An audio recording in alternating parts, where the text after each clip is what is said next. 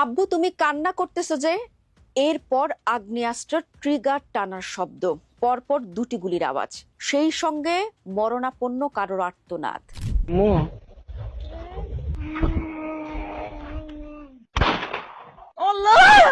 মুঠোফোনের অন্য প্রান্ত থেকে তা শুনে মা মেয়ের উৎকণ্ঠিত হাহাকার। কক্সবাজারের টেকনাফের একরামুল হকের মুঠোফোনে তার মেয়ে ও স্ত্রী ফোন করার পর রিসিভ হলে অডিওতে রেকর্ড হয়েছিল একরামুল হকের জীবনের শেষ মুহূর্ত। এই অডিও কল রেকর্ড সামাজিক যোগাযোগ মাধ্যমে ছড়িয়ে পড়লে দেশ জুড়ে শোরগোল ওঠে।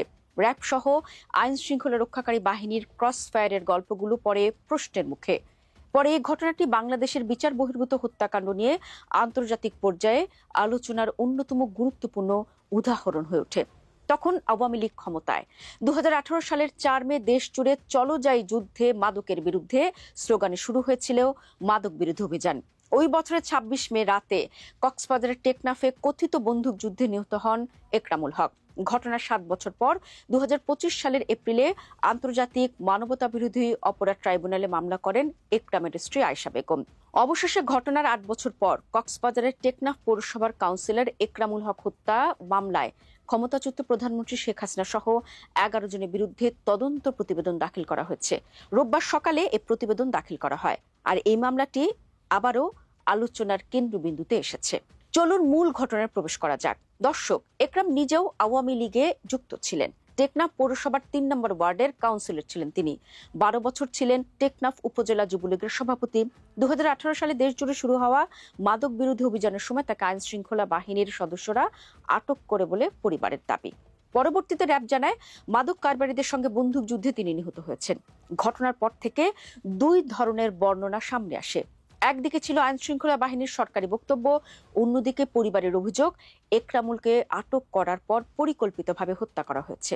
ঘটনার সবচেয়ে আলোচিত অংশ ছিল একরামুলের স্ত্রী আয়েশা সিদ্দিকার মোবাইল ফোনে রেকর্ড হয় একটি দীর্ঘ ফোনালাপ। সেই অডিওতে শোনা যায় একরামুল আতঙ্কিত কণ্ঠে পরিবারের সঙ্গে কথা বলছেন। কিছুক্ষণ পর গুলির শব্দ শোনা যায় এবং এরপর সংযোগ বিচ্ছিন্ন হয়ে যায়।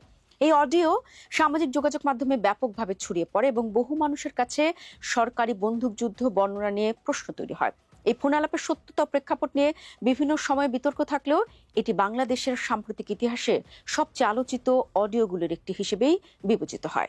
2018 সালে বাংলাদেশে বড় পরিসরে মাদক বিরোধী অভিযান শুরু হয়, যেটি শুরুতেই বললাম। সেই সময় কয়েক মাসের মধ্যে শতাধিক ব্যক্তি কথিত বন্দুকযুদ্ধে নিহত হন।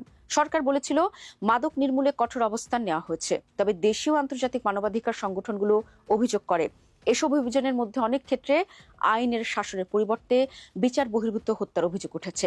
একরামুলের মৃত্যু সেই বিতর্কের অন্যতম প্রতীকী ঘটনায় পরিণত হয়। দর্শক, বাংলাদেশে বহু বছর ধরে আইন শৃঙ্খলা বাহিনীর তথাকথিত বন্দুকযুদ্ধ নিয়ে মানবাধিকার সংগঠনগুলো প্রশ্ন তুলে এসেছে।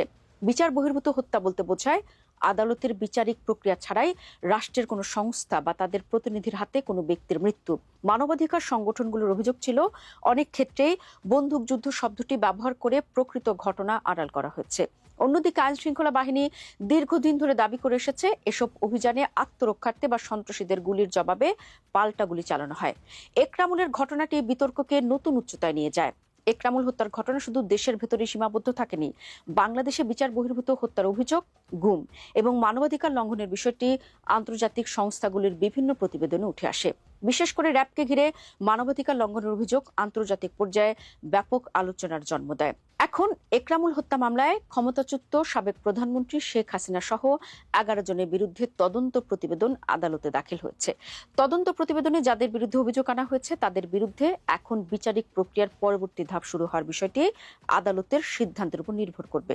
অর্থাৎ তদন্ত প্রতিবেদন দাখিলের পর আদালত সেটি গ্রহণ করবে কিনা, অতিরিক্ত তদন্তের প্রয়োজন আছে কিনা এবং অভিযোগ গঠনের মতো পরবর্তী আইনি পদক্ষেপ নেওয়া যাবে কিনা, এসব বিষয়ে আদালতের বিচারিক প্রক্রিয়ার মাধ্যমে নির্ধারিত হবে। যদি অভিযোগ গঠন হয় তাহলে সাক্ষ্য গ্রহণ, জেরা এবং অন্যান্য বিচারিক ধাপ শেষে আদালত রায় দিবেন। তখনই আসলে বোঝা যাবে একরাম হত্যা মামলায় শেষ পর্যন্ত পরিবার কি